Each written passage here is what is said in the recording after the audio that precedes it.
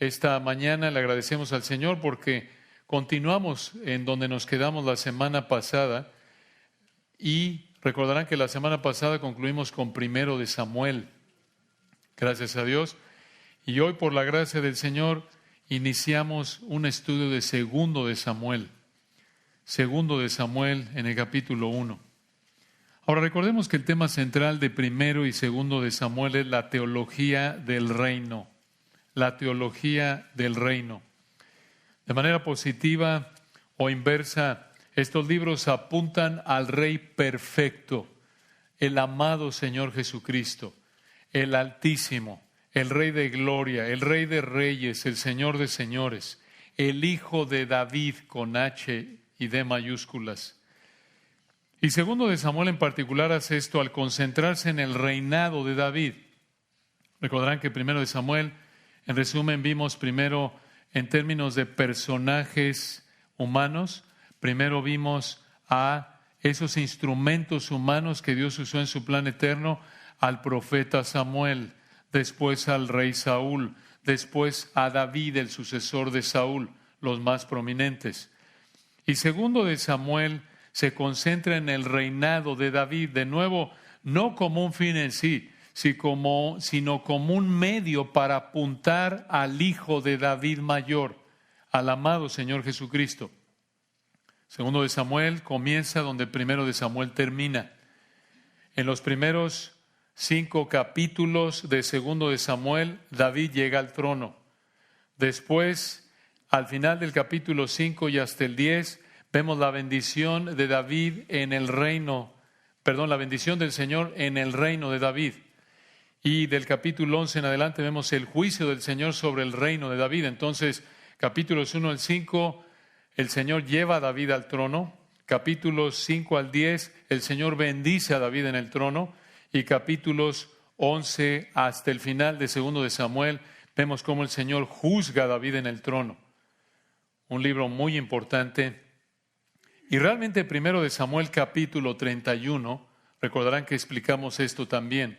1 de Samuel capítulo 31 es inseparable del primer capítulo de 2 de Samuel. 1 de Samuel 31 y 2 de Samuel 1 son inseparables porque se concentran en un suceso. Ese suceso, ese acontecimiento es la muerte de Saúl. La muerte de Saúl.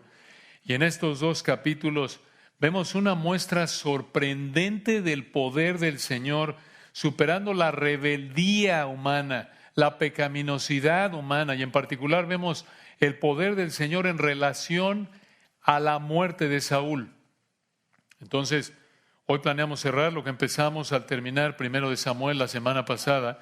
Recuerden que en 1 de Samuel capítulo 31 y 2 de Samuel capítulo 1 vemos 2 situaciones conectadas a la muerte de Saúl que te enseñan el poder divino.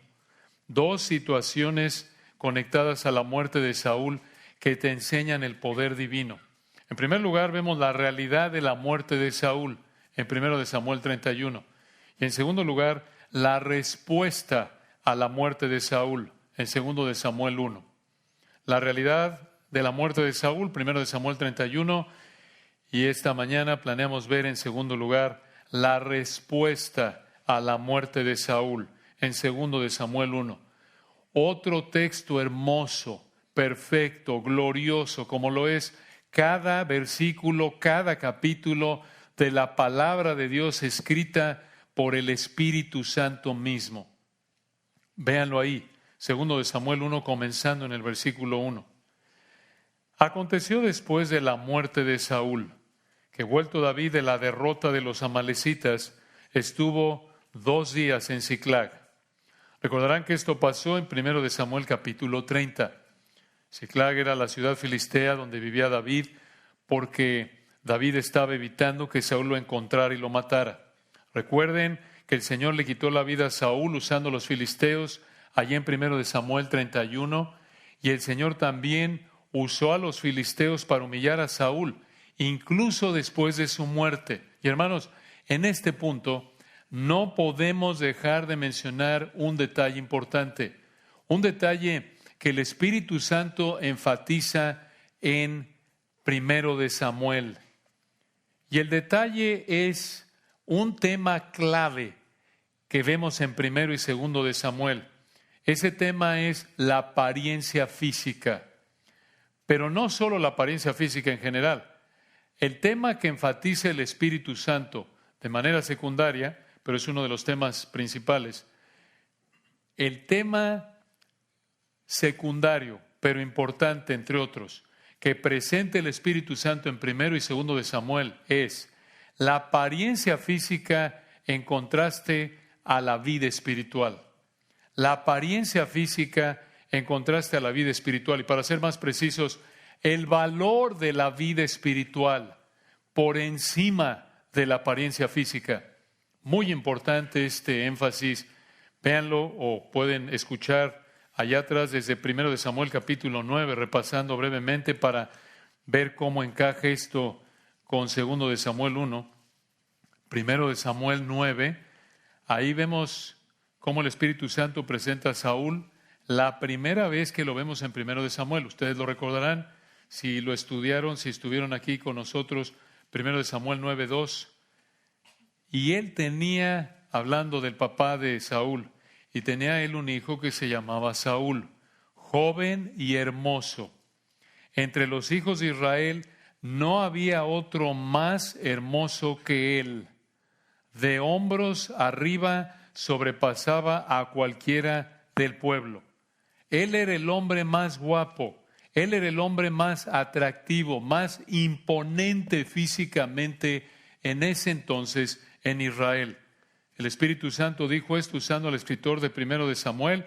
No escribió esto la mamá ni el papá de Saúl, si no, obvio, no le habríamos creído, ¿no? Todo papá podría haber pensado eso, ¿no? Ahora, recuerden que a Israel le encantaba que Saúl fuera un hombre muy guapo y muy alto para que fuera su rey. Y esto lo vemos allá adelante en el capítulo 10. En 1 de Samuel 10, recuerdan, versículo 23, aquí Samuel presenta por primera vez a Saúl a la nación de Israel. Y esto es lo que les dijo. 1 de Samuel 10, versículo 23. Entonces corrieron y lo trajeron de allí y puesto en medio del pueblo, desde los hombros arriba era más alto que todo el pueblo.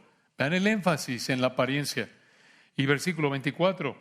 Samuel dijo a todo el pueblo: ¿habéis visto al que ha elegido Jehová, que no hay semejante a él en todo el pueblo? Entonces el pueblo clamó con alegría, diciendo: ¡vive el rey! No importa si era un impío como lo era. No les importó, oye, pero este es un hombre de Dios, Samuel. Oye, este es como tú, Samuel. No les importó. Estaban cautivados por el físico de Saúl. Estaban pensando en términos mundanos, como lo explicamos cuando estudiamos ese capítulo. Estaban pensando de manera babilónica, incrédula. Recuerden, como cuando Nabucodonosor conquistó a Judá y reclutó a jóvenes israelitas. No le importó si eran por lo menos honestos, por lo menos superficialmente morales. No le importó a Nabucodonosor que fueran hombres fieles al Señor. Por supuesto que no, él era un pagano, muerto en delitos y pecados. ¿Qué le importó a Nabucodonosor? Daniel 1:4. Este era el criterio. Estos eran los hombres que debían servir ahí en su palacio. Daniel 1:4. Debían ser muchachos, eran jóvenes, igual que Saúl lo fue, nos dice el texto que era joven. Muchachos en quienes no hubiese tacha alguna, de buen parecer, enseñados en toda sabiduría, sabios en ciencia y de buen entendimiento, e idóneos para estar en el palacio del rey. Así piensa el mundo. Y así estaba pensando Israel aquí en 1 de Samuel 10. Estaban encantados con Saúl simplemente por cómo se veía por cómo se veía Saúl. Incluso, hermanos, escuchen esto, incluso Samuel, ese profeta fiel, se acostumbró a que el rey se veía muy bien. ¿Por qué decimos eso? Porque vean lo que dice primero de Samuel 16, versículos 6 y 7. Avanzando un poco ahí en primero de Samuel, después de que el Señor rechazó a Saúl por su desobediencia en el capítulo 15, en primero de Samuel capítulo 16, recuerdan, el Señor le mandó a Samuel que fuera a ungir, esto es, a vaciarle aceite de oliva a otro hombre que reemplazaría a Saúl. Ese hombre sería uno de los hijos de Isaí. Y aquí está ya Samuel con los hijos de Isaí, todavía no sabe que es David, los está viendo para ver, esperando a que el Señor le diga es este. Y vean ahí en primero de Samuel 16, 6. Vean cómo Samuel se había acostumbrado a que Israel tenía un rey guapo. Véanlo aquí en primero de Samuel 16, 6. Ahí está Samuel esperando a ver quién es el indicado, quién es el escogido. Versículo 6. Aconteció que cuando ellos vinieron, los hermanos de David, los hijos de Isaí, Samuel, vio a Eliab y dijo, de cierto delante de Jehová estás ungido. Esto es, este ha de ser, este es el gallo, este es el bueno. ¿Por qué? ¿Que le conocía al Eliab? ¿Porque era muy santo? No, vean por qué lo pensó. Versículo 7. Y Jehová respondió a Samuel, no mires a su parecer ni a lo grande de su estatura, porque yo lo desecho. Porque Jehová no mira lo que mira el hombre, pues el hombre mira lo que está delante de sus ojos, pero Jehová mira el corazón. En otras palabras, no. Aparentemente Eliab era, versículo 7, atractivo, grande de estatura, y eso, versículo 6, llevó a Samuel a concluir, seguro es este. Digo, si tenemos un rey muy guapo, seguramente el Señor va a escoger otro guapo. ¿Se dan cuenta? Y sí, David era guapo, pero el Señor no lo escogió por lo guapo. Lo escogió por su corazón. Y eso porque en la soberanía de Dios, Dios le dio ese corazón a David. Pero el punto aquí es que versículo 7 de 1 Samuel 16, 7, lo que está diciendo es que el hombre, en resumen, le da más importancia a lo que ve, al atractivo físico, que a la vida espiritual. Pero 1 Samuel 16, 7, Jehová no mira lo que mira el hombre, pues el hombre mira lo que está delante de sus ojos, pero Jehová mira el corazón. Dios valora, a Dios le importa más el corazón. ¿Qué es eso? Los deseos, la mente, los motivos, la vida espiritual. Eso es lo que más le importa a Dios. Le importa más eso a Dios que lo que está delante de los ojos humanos, que lo que está a la vista. Pero en 1 Samuel capítulo 31 avancemos y llegamos al versículo 8. Vean cómo en 1 Samuel 31 la apariencia atractiva de Saúl se acabó con su muerte. Pero vean, hermanos, otra vez, ningún detalle está fuera de la soberanía del Señor.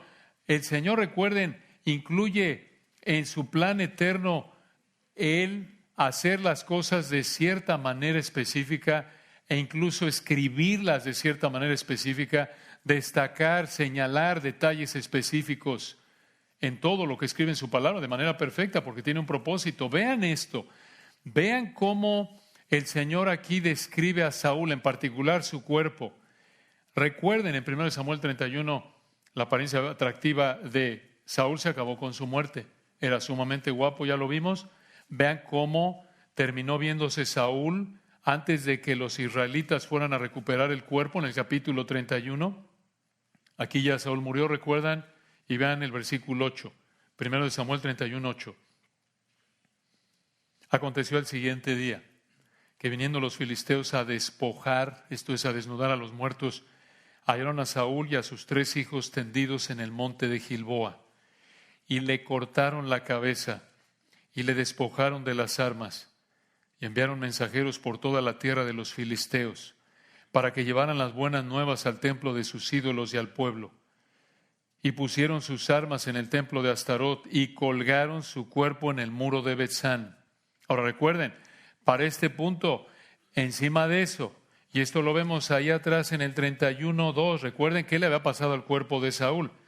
31:3, arreció la batalla contra Saúl y le alcanzaron los flecheros, esto es, su cuerpo fue perforado por flechas. Y encima de eso, 31, versículo 4 al final, 31:4, entonces tomó Saúl su propia espada y se echó sobre ella. Entonces, el cuerpo de Saúl, hermanos, aquí, y no es que quiero que alguien se desmaye, es que quiero que vean lo que dice el texto. El cuerpo de Saúl está perforado por flechas, atravesado por una espada, seguramente hinchado, obviamente por los efectos normales de la descomposición del cuerpo. Ahí le preguntan luego al doctor Manny cómo funciona eso, si les interesa. Y encima de eso, desnudo y sin cabeza. Los filisteos desnudaron su cuerpo, le cortaron la cabeza, ese cuerpo perforado, como ya lo describimos, colgado en un lugar público. Y escuchen, ese cuerpo de Saúl, que tanto impresionaba a Israel por lo bien que se veía, en este punto, después de muerto y humillado por los filisteos, ese mismo cuerpo que tanto impresionaba a Israel por lo bien que se veía, ahora impresionaba a los que lo veían colgado, desnudo y decapitado, los impresionaba por lo horrendo que se veía. El mismo cuerpo que impresionaba por su atractivo, ahora impresiona por lo desagradable que se ve. El hombre mira lo que está delante de sus ojos y qué poco dura ese atractivo físico que tanto nos gusta. ¿Y cómo puede el Señor quitar ese atractivo? Ese atractivo que dura tan poco tiempo y es algo tan superficial. Que el Señor nos ayude con esto, hermanos, a valorar el atractivo espiritual antes que el atractivo físico, en otros y en nosotros. Que nos deslumbre el atractivo espiritual, no el atractivo físico. Claro, si es posible, les agradecemos por bañarse. Muchas gracias por cepillarse los dientes, echarse una manita de gato, por amor al prójimo. Pero recordemos lo temporal y superficial que es el atractivo físico. Escuchen, esta es una marca de madurez espiritual, que nos impresione el atractivo espiritual de alguien más que el atractivo físico. Eso es una marca de madurez espiritual, que nos impresione, que nos guste más ver la fidelidad espiritual por encima de la belleza física. No que te deslumbre, ay, qué guapo, qué guapa, sino qué fiel, qué obediente al Señor. Esa es una marca de madurez espiritual. ¿Y cómo batallamos con esto? Otra vez, porque la inclinación pecaminosa es ver lo que está delante de nuestros ojos. La inclinación pecaminosa es darle valor, otra vez, como los caldeos en Daniel 1:4. Oh, no, ¿cuál es su apellido? Oye, qué bien se ve, qué bien habla, qué pulido, qué buenos modales. ¿De dónde se recibió? ¿Es licenciado? ¿Tiene una maestría? No, hermanos, no, eso no le importa al Señor. Lo que le importa al Señor es que sea salvo y que lo demuestre en una vida de santidad. Eso es lo que importa. Eso es lo que nos tiene que importar. ¿Cómo? ¿Ha sido fiel? Como la película de la semana pasada. Eso importa. ¿Ha sido fiel? ¿Se fue a la cárcel porque no cerró la iglesia? ¿Se fue a la cárcel y dejó a los hijos y la esposa por fidelidad al Señor? Y la esposa, la hermana Coates, como lo vieron ahí en la película, está ahí ayudando, ahí proclamando también. Eso es lo que importa. Eso es lo que agrada al Señor. No las cosas superficiales, hermanos, que llegamos a valorar por encima de lo espiritual. Vean de nuevo el versículo 1, 2 de Samuel 1:1. Aconteció después de la muerte de Saúl, que vuelto David de la derrota de los amalecitas, estuvo 2 días en Siclag. En el 2, al tercer día, sucedió. Esa palabra sucedió realmente se puede traducir mejor, he aquí, en hebreo. Esto llama la atención a lo que viene al tercer día. He aquí, atención a lo que viene, versículo 2, que vino uno del campamento de Saúl. Realmente lo que pasa aquí en el 2 dispara lo que viene en el resto del capítulo. De ahí la importancia. Versículo 2, al tercer día sucedió que vino uno del campamento de Saúl, rotos sus vestidos y tierra sobre su cabeza, y llegando a David, se postró en tierra e hizo reverencia. Aquí al llegar con la ropa rota y tierra en su cabeza, este hombre demostró tristeza profunda. Esta era una costumbre de la época. Versículo 3 continúa, 2 de Samuel 1:3, y le preguntó David, ¿de dónde vienes? Y él respondió, me he escapado del campamento de Israel. La idea aquí parece ser que sobrevivió a la batalla. Versículo 4, David le dijo, ¿qué ha acontecido? Esto es, ¿qué pasó? Te ruego que me lo digas. Y él respondió, el pueblo huyó de la batalla y también muchos del pueblo cayeron y son muertos. También Saúl y Jonatán, su hijo, murieron. Estas fueron noticias terribles. En otras palabras, Israel estaba aplastado, estaba en ruinas. Y escuchen, y hablamos de esto hace tiempo en 1 de Samuel 8, pero necesitamos recordarlo. Este fue, lo que ven aquí en 2 de Samuel 1:4, este fue el final y la culminación de una etapa de juicio contra la nación de Israel. ¿Por qué? Porque recuerden, en 1 de Samuel capítulo 8, ellos rechazaron al Señor como su rey y ellos pidieron un rey como los de las naciones. Y el Señor les dio a Saúl para juzgar su rechazo. Y recuerden, el Señor les dio lo que pidieron como juicio porque rechazaron al Señor, porque prácticamente fue la misma actitud, escuchen, de los israelitas de la generación de Jesús cuando dijeron de Jesús, no queremos que este hombre reine sobre nosotros. Esa fue la misma actitud, ¿recuerdan? No queremos que Yahweh reine sobre nosotros, queremos un rey igual al de las naciones. Ah, sí, el Señor les dio un ultimátum, seguros, los va a explotar, les va a hacer esto, 1 Samuel 8, dijeron, no importa, lo queremos. El Señor se los dio. Y se los dio a tal grado tan parecido a las naciones que se veía como los de las naciones. Porque recuerden que en la Biblia, lo explicamos, en la Biblia no se describe a los israelitas como altos, solo se describe a los paganos como altos, los hijos de Anac, Goliat, Saúl, aunque era un israelita, prácticamente se veía como los paganos y realmente era un pagano, como ya lo hemos explicado a detalle en 1 de Samuel. El Señor les dio lo que pidieron como juicio. Recuerden, Saúl fue un instrumento de juicio para la nación de Israel. Entonces, Israel aquí, al abrir 2 de Samuel, Israel está al final de una etapa de juicio. Esta es la culminación de una etapa de juicio. Vean lo que está pasando, lo acabamos de ver ahí en el versículo 4.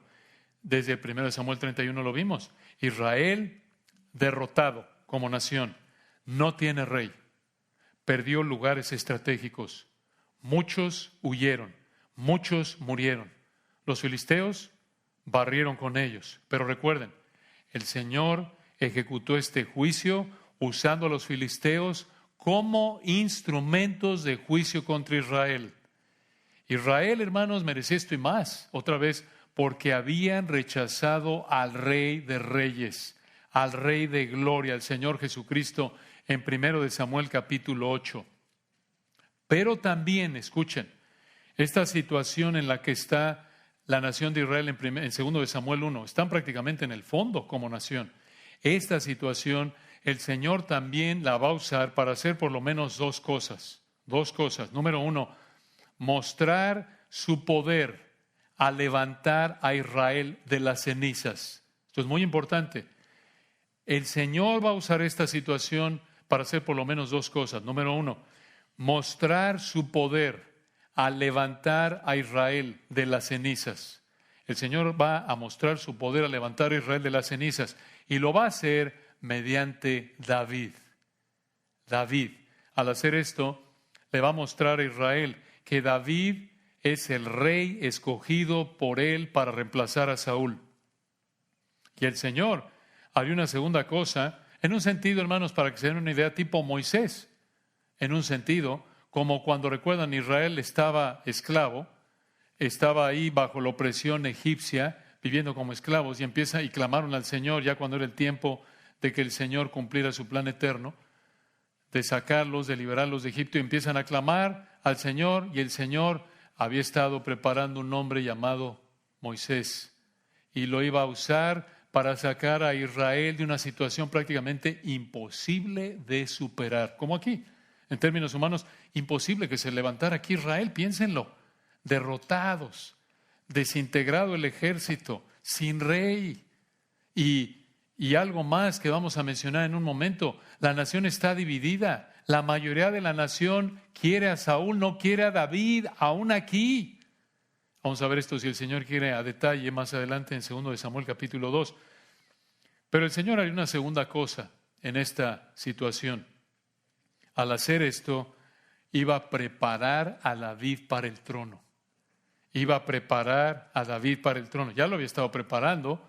Y recuerden, aquí ya David tenía poco más de 10 años evadiendo a Saúl, huyendo por su vida, pero todavía el Señor lo va a preparar. ¿Cómo? Bueno, 2 de Samuel, capítulos 2 al 5 lo muestran. En resumen, escuchen, sería difícil para David llegar al trono. Pueden adelantarse ahí en su lectura. 2 de Samuel, capítulos 1, 2, 3, 4, 5. Fue muy difícil para David llegar al trono. Muy difícil. Prácticamente le tardó 7 años y medio llegar al trono. Lo ven ahí en el texto, 2 de Samuel, capítulos 1 al 5. Entonces, era difícil. Una situación, hermanos, imposible de superar humanamente hablando. La nación derrotada. Y ya lo mencionamos, pero para que tengan más detalles o para recordar, encima de que están derrotados, israelitas habían desertado, con regiones estratégicas perdidas, sin rey. La nación está dividida porque la mayoría de la nación no quería que David reinara sobre ellos. Todavía eran leales a Saúl. ¿Qué? Después de lo que pasó con Saúl, ¿cómo le eran todavía leales? ¿Te parece raro? Después de lo que hace un presidente hoy día, ¿cómo votan por el mismo partido? Somos iguales, ¿verdad? Sin entrar en detalles, pero ustedes lo ven en todo el mundo a lo largo de la historia. No hay nada nuevo debajo del sol. Prácticamente, hermanos, no es que le estaba aquí el Señor entregando el reino a David diciendo, ya está, Saúl te lo dejó en la cúspide. Éntrale, David, ahí está, todo listo para ti. No, hermanos, es como si te dijeran, mira, te damos este trabajo, la empresa está en bancarrota, muchos empleados renunciaron, quedan algunos empleados y de esos la mayoría te odian, no quieres que tengas este trabajo. Bienvenido, contratado. Así es, está entrando en esta situación David. Es una situación imposible de superar, pero el Señor iba a usar esto para fortalecer la fe de David, porque iba a hacer que David dependiera del Señor frente a estas situaciones insuperables en términos humanos. El Señor lo iba a seguir fortaleciendo para ayudarle a enfrentar estas dificultades. Y ven prueba de eso en tantos salmos que David escribió. Parte de la bendición de estudiar primero de Samuel, 2 de Samuel, la vida de David y los demás escritos que vemos, lo que vemos de David en otros como Reyes, Crónicas, prácticamente es ver el trasfondo de los salmos. Con esto lees los salmos y ahora dices, ya veo, puedo ver por qué pudo haber dicho esto o aquello David. Pero hermanos, esto lo usaría el Señor de nuevo para fortalecer la fe de David, al hacer que David dependiera del Señor, al ayudarle a enfrentar estas dificultades. Escuchen, así como el Señor lo hizo con Pablo en 2 de Corintios capítulo 1. Así como el Señor lo hace con nosotros. Nos coloca en situaciones difíciles en su providencia. Nos coloca en situaciones que nos causan sufrimiento. Nos coloca en situaciones que, por así decirlo, son tan pesadas sobre nuestros hombros que nos doblegan para que caigamos de rodillas ante el Señor y dependamos de Él y no de nosotros. Nos coloca en situaciones donde dice, Señor, no veo por dónde. Estoy aquí entre la espada y la pared. No veo para dónde hacerme, Señor. Se acabó. Ya no tengo a quién llamarle, ya no tengo a quién pedirle, ya no tengo a quién recurrir, Señor. Solo tú. Para que salga de esto, si salgo, es porque tú me vas a sacar y por eso vengo a ti. Deberíamos hacer eso desde el principio, pero el Señor muchas veces, como con David, como con Pablo, nos coloca en situaciones para enseñarnos. Necesitamos depender de Él, no de nosotros. Y el Señor fortalece nuestra fe al ver su gracia poderosa que nos sustenta frente a esas situaciones, humanamente hablando, imposibles de superar. Solo por su gracia, como le dijo a Pablo en 2 Corintios 12, bástate mi gracia. Situaciones que dices, mira, si no hubiera sido por el Señor, yo no habría podido aguantar, sobrellevar esta situación. Regresen al versículo 4, 2 Samuel 1:4. David le pregunta a la Amalecita, ¿qué ha acontecido? Este hombre que llegó de la guerra. En el 4, David le dijo, ¿qué ha acontecido? ¿Qué pasó? Te ruego que me lo digas.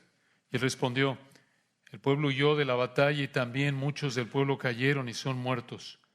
También Saúl y Jonatán su hijo murieron. Aquí David, digamos que despertó, si habría estado dormido, que no estaba, por así decirlo. Véanlo en el 5. Dijo David a aquel joven que le daba las nuevas en el 5, ¿cómo sabes que han muerto Saúl y Jonatán su hijo?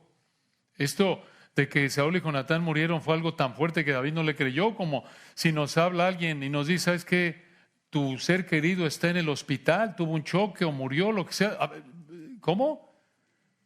¿Cómo? David le pidió confirmación a este joven de que Saúl y Jonatán habían muerto. Y versículo 6, vean, después de que David le pidió confirmación en el 5 a este joven de que Saúl y sus hijos habían muerto, versículo 6, el joven que le daba las nuevas respondió, casualmente, esto apunta a la providencia del Señor, no fue casualidad, claro, vine al monte de Gilboa y hallé, en hebreo otra vez, atención a lo que viene, allá Saúl que se apoyaba sobre su lanza y otra vez en hebreo, atención a lo que viene, aquí venían tras él carros y gente de a caballo. En el 7, mirando él hacia atrás, me vio y me llamó y yo dije, heme aquí. Y me preguntó, esto es Saúl, me preguntó, ¿quién eres tú? Y yo le respondí, soy Amalecita. En el 9, él me volvió a decir, te ruego que te pongas sobre mí y me mates, porque se ha apoderado de mí la angustia, pues mi vida está aún toda en mí. Yo entonces 10 me puse sobre él y le maté, porque sabía que no podía vivir después de su caída. Y tomé la corona que tenía en su cabeza y la argolla que traía en su brazo y las he traído acá a mi Señor. Esto indica que la Amalecita mintió, porque en 1 Samuel capítulo 30 vimos que Saúl se suicidó. ¿Por qué hizo esto la Amalecita? Probablemente, no estamos seguros, probablemente para quedar bien con David. De alguna manera sabía que David sería el siguiente rey, pero esto indica que la Amalecita vio el cadáver de Saúl antes de que los filisteos llegaran y el Amalecita tomó la corona y la argolla de Saúl, se las trajo a David y vean el versículo 11, vean la respuesta de David. En el 11, entonces David, haciendo de sus vestidos, lo rasgó y lo mismo hicieron los hombres que estaban con él. Esta era una costumbre para demostrar tristeza profunda, como lo vemos en el versículo 12. Y lloraron y lamentaron y ayunaron hasta la noche por Saúl y por Jonatán su hijo, por el pueblo de Jehová y por la casa de Israel, porque habían caído a filo de espada. David, vean lo que está pasando, David lloró por la muerte del fulano que en los últimos 10 años lo quiso matar. Sí, ¿cómo fue posible que hizo esto? El versículo 14 nos da la respuesta, vean el 13. 2 Samuel 1:13. Y David dijo a aquel joven que le había traído las nuevas, ¿de dónde eres tú? Y él respondió, yo soy hijo de un extranjero, Amalecita. 14. Y le dijo David, escuchen esto, ¿cómo no tuviste temor de extender tu mano para matar al ungido de Jehová? Ungido de Jehová, Saúl, porque Dios había escogido y puesto a Saúl en el lugar en el que estaba Saúl como rey. David reprendió a la Amalecita en el versículo 14 al decirle que no tuvo miedo de haber matado al hombre que Yahweh puso como rey. No tuvo miedo de Yahweh, obviamente, y se reflejó en que no tuvo miedo de matar al hombre que Yahweh puso como rey. Esto nos podría ayudar a entender en parte la tristeza de David. Estaba triste porque el Señor había sido deshonrado con la muerte del rey que el Señor mismo puso. Vean, hermanos, David aquí está pensando espiritualmente. Este es el David que mató a Goliat, que le dijo a Goliat: ¿quién eres tú que desafías los ejércitos del Dios vivo? Aquí está David en uno de sus puntos altos espirituales, pensando en la gloria de Dios, no en la suya, pensando en el Señor, no en él, no pensando, vean, no está contento, ya murió ese canalla que me quería matar en los últimos 10 años y que destrozó mi vida. No, está consternado, triste. ¿Por qué? Porque este hombre se atrevió a deshonrar a Yahweh al matar al ungido de Yahweh. Qué ejemplo, hermanos, qué reflejo imperfecto del Señor Jesucristo. Tantos ejemplos de la vida del Señor como en Getsemaní. Padre, si es posible, pase de mí esta copa, mas no se haga mi voluntad, sino la tuya. Vean, aquí David no está pensando en cómo le afecta, le beneficia aquí la muerte de Saúl. Está pensando en cómo se ve Dios. ¿Cómo? ¿Cómo te atreviste a matar al ungido de Jehová? ¿Qué ejemplo a seguir, hermanos? No estar pensando en nosotros, sino cómo se ve Dios. Y vean versículo 15, esto explica por qué David actuó así en parte. Versículo 15, entonces llamó David uno de sus hombres y le dijo: ve y mátalo. Y él lo hirió y murió. Y en el 16, David le dijo: tu sangre sea sobre tu cabeza, pues tu misma boca testiguó contra ti diciendo: yo maté al ungido de Jehová. Lo repite. Aquí David, hermanos, actuó en base al testimonio mismo de ese hombre, y al hacer esto, David demostró su respeto, su temor al Señor y al rey que el Señor había puesto. Además, recuerden que el Señor había mandado matar a todos los amalecitas desde Deuteronomio 25, 17 al 19.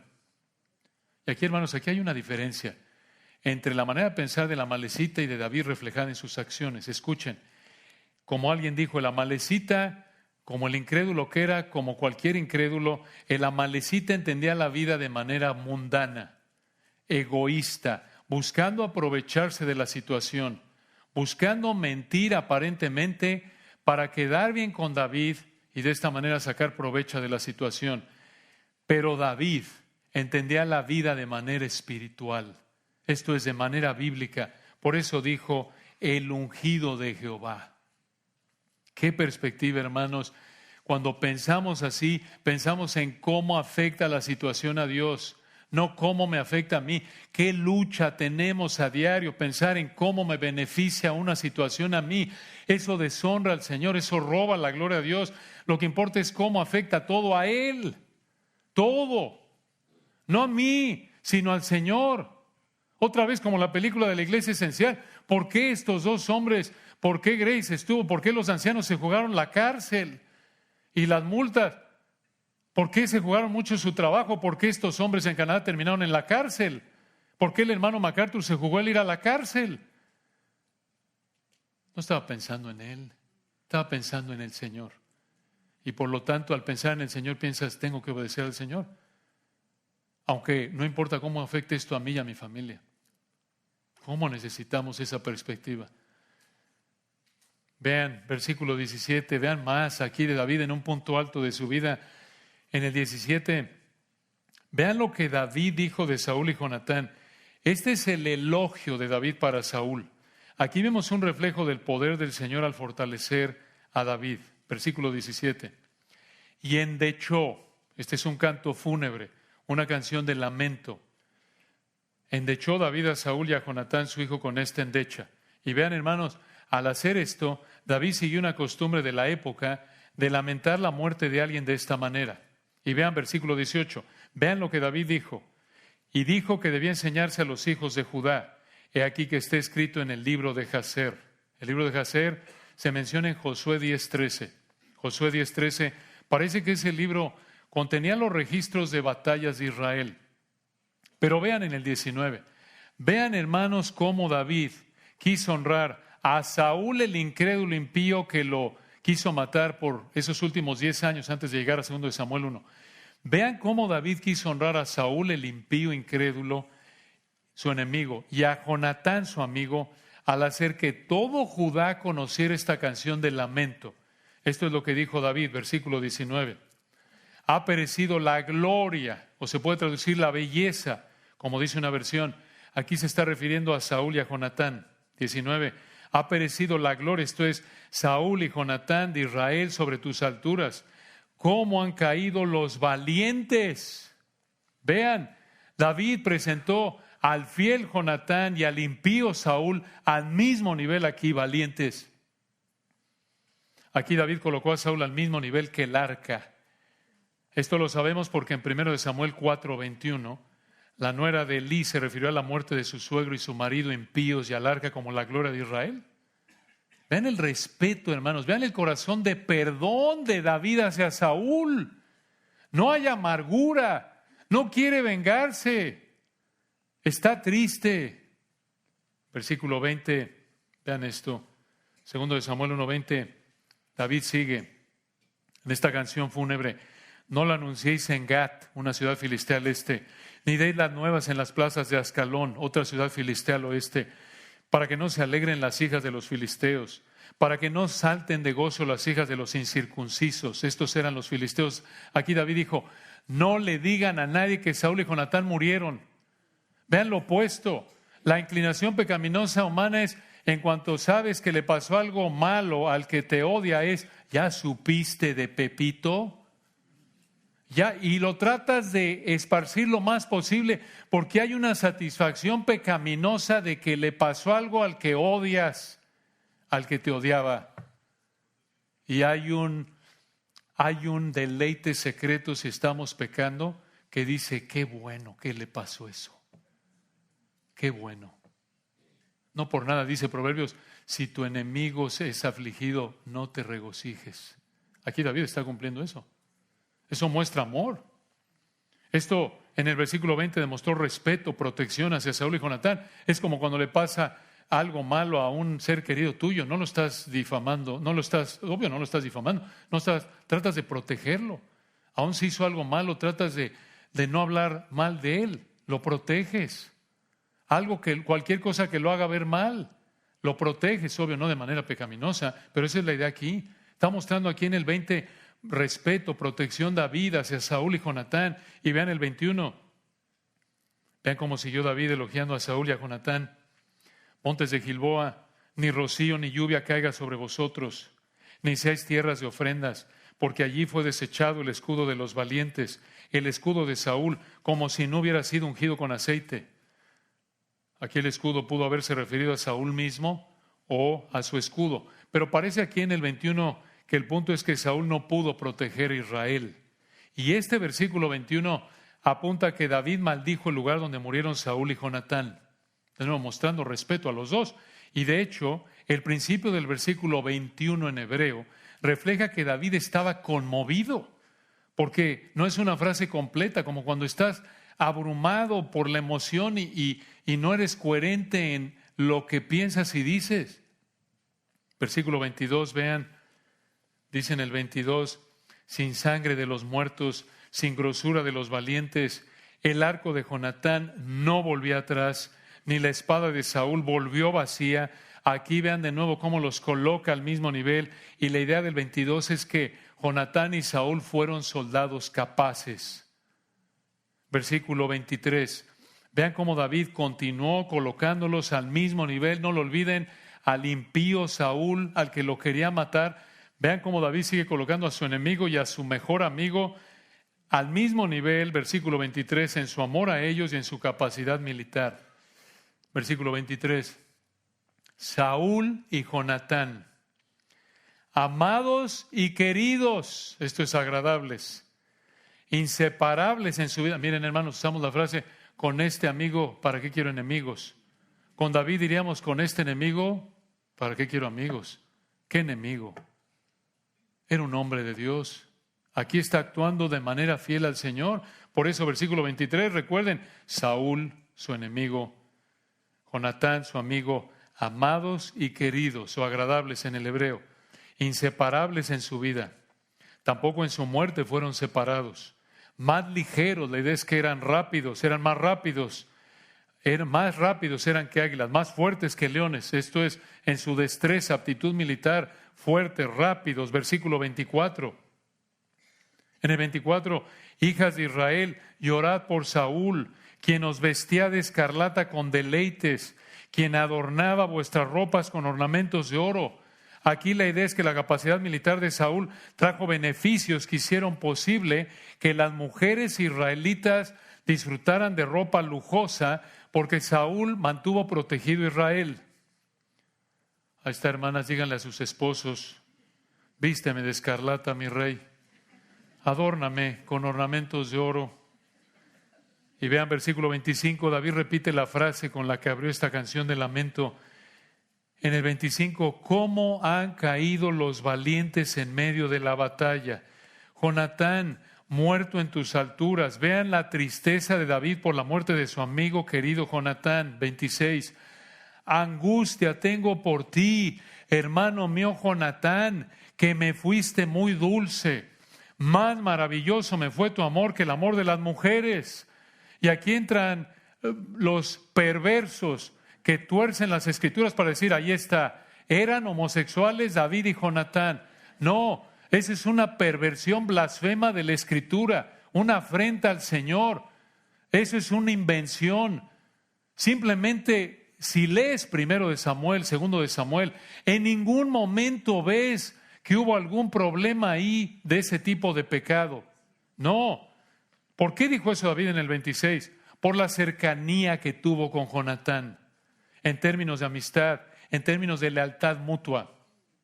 Cercanía, lealtad, lo vemos en 1 de Samuel 18, capítulo 18, capítulo 19, capítulo 20, capítulo 23. Hicieron un pacto para protegerse el uno al otro. A eso se refiere. No había nada sexual en esto, hermanos. Simplemente lee 1 de Samuel con cuidado y ves que no es posible. Eso es una invención, eso es torcer la escritura para poder justificar el pecado de la homosexualidad. No, hermanos, no lo hay. Y vean, el Espíritu Santo no tapa el pecado de nadie. Dice la verdad perfecta, la verdad, punto. Porque Él es el Dios de verdad. La palabra de Dios es verdad. Y miren, hermanos, lo vemos, por ejemplo, ilustrado en que hemos visto muchos pecados de David a estas alturas.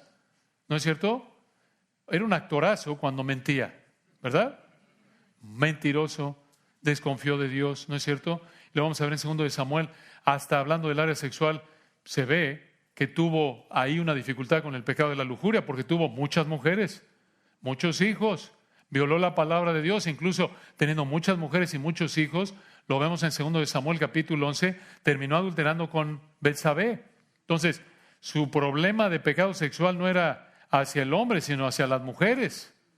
Entonces, por favor, es una aberración, es una blasfemia, es deshonesto decir que 2 de Samuel 1:26 indica que David y Jonatán eran homosexuales. Esa es una perversión del texto, eso no es lo que dice el texto. Y vean el versículo 27, cómo terminó David. Cómo han caído los valientes, han perecido las armas de guerra. De nuevo, se refirió a los dos, Saúl y Jonatán, como valientes y como armas de guerra. A pesar de que David solo trajo bendición a la vida de Saúl, Saúl pasó los últimos 10 años de su vida envidiando a David, tratándolo de matar. Como dijo un predicador, escuchen, en todo lo que David dijo de Saúl aquí en 2 de Samuel capítulo 1, David no dijo nada malo de Saúl. David solo habló bien de Saúl. ¿Cómo es posible que David no habló mal de Saúl? Seguramente han conocido personas que están llenas de amargura y enojo y no perdonan. Personas que no perdonan, todavía siguen con ganas de vengarse de personas que les hicieron algo y que ya murieron y no las quieren perdonar. Es una realidad, así piensa el mundo. Por eso en parte vemos esta manera de pensar equivocada de que si mi abuelo le hizo algo a tu abuelo, tú estás lleno de amargura contra mí, tú estás enojado contra mí, te tengo que pedir perdón a ti por lo que mi abuelo le hizo a tu abuelo. Es un error en términos bíblicos por muchas razones. El alma que pecare esa morirá. Los padres no pagarán por el pecado de los hijos, ni los hijos por los padres, Ezequiel 18. Y Dios nos manda primero ser salvos, después por el poder del Espíritu perdonar. Pero ¿cómo es posible que David, hermanos, ¿Cómo es posible que David no estaba amargado, no estaba enojado contra Saúl, no estaba lleno de venganza contra Saúl? ¿Cómo es posible que David no estaba contento y aliviado porque Saúl estaba muerto? Imagínense, recuerden, murió el que te quiso matar por más de 10 años. El mismo que causó que perdieras a tu esposa Mical y que vivieras como animal perseguido en cuevas. Murió el impío que te traicionó, Saúl, que te engañó, que te quiso matar, mandándote a la guerra, pidiéndote que mataras a filisteos para casarte con su hija. Este es el mismo impío que trató de usar a sus hijos para matarte. Saúl es el mismo por quien te jugaste la vida, David, al matar a Goliat hace 10 años. Murió el hombre por quien dejaste a tu familia, porque él quiso que estuvieras con él todo el tiempo para acompañarlo en la guerra y tocarle el arpa cuando un demonio lo afligía.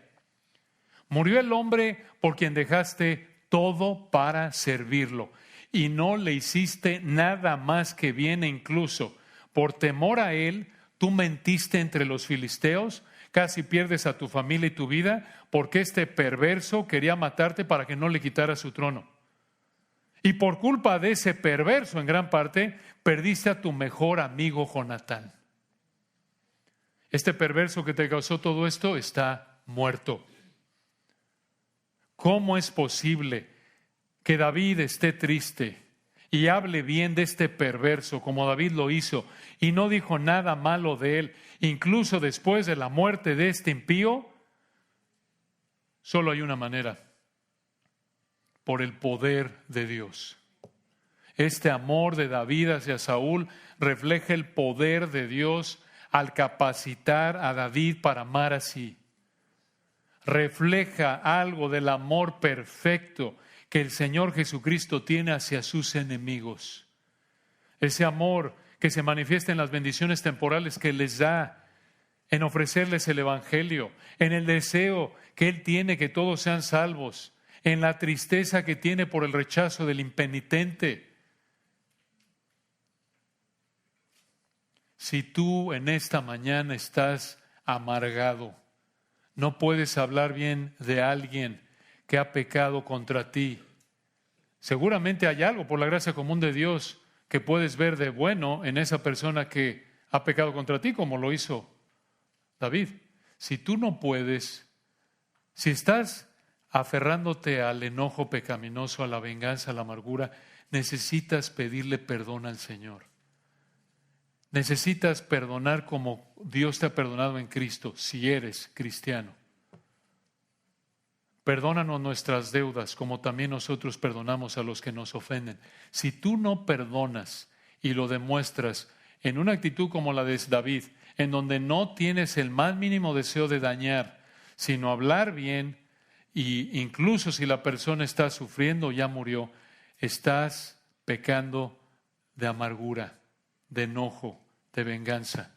Necesitas el poder del Señor en tu vida, como si eres un cristiano genuino, escogiendo por la gracia de Dios someterte a lo que dice la Biblia, escoger perdonar a esa persona, orar que Dios lo bendiga, hablar bien de esa persona, no inventar, claro, lo que no está ahí, pero como David. Y si tú no puedes perdonar, aunque te digas cristiano, quizás no eres salvo, porque un cristiano ha sido perdonado y por la capacidad que el Espíritu de Dios le da, puede perdonar. No estamos diciendo que es siempre igual de fácil, pero solo por la gracia de Dios lo puede hacer, porque escucha, el perdón de Dios en Cristo en tu vida se refleja en que puedes perdonar a otros como David perdonó y trató a Saúl. Oremos. Padre, te agradecemos por este texto tan fuerte, tan impresionante en tantas maneras. Te pedimos que tu Espíritu nos dé entendimiento a cada uno para examinar nuestra vida, para someternos a tu palabra. Gracias, Señor, por tu palabra que tanto necesitamos, que es viva y eficaz. Y podemos, como David lo hizo, engañar a tantas personas que nos rodean, pero no a aquel que mire el corazón. Abre nuestro corazón a través de tu palabra que por tu gracia, Señor, mostremos ese amor a nuestros enemigos como David lo mostró, como tú lo muestras a diario, como lo mostraste a nosotros, como leyó Huguito al principio del servicio. Mas Dios muestra su amor para con nosotros en que siendo aún enemigos, Cristo murió por nosotros. ¡Qué verdad! Oramos, Señor, que abra nuestro entendimiento para aplicar tu verdad. Y si alguien no te conoce, le concedas ver, Padre, que si no puede perdonar, quizás no conoce tu perdón. Gracias, Señor, porque es sobrenatural tener esta manera de pensar y actuar como David. Poder amar y tratar a alguien así cuando ha causado tanto daño. Gracias por este ejemplo, gracias por tu amor, porque si no fuera por ese amor hacia nosotros, incluso cuando éramos enemigos, no podríamos estar aquí, Padre, y estaríamos en el infierno. Te damos la gloria en Cristo Jesús. Amén.